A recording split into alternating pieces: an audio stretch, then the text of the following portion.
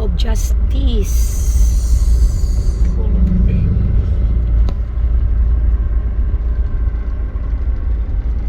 And then sa right side pwede kayong makapag-walking dito sa gabi or mag-jogging.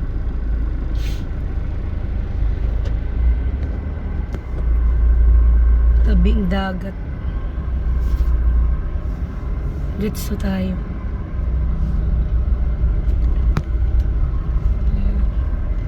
Muelle. Muelle. Mueliloni sa left side.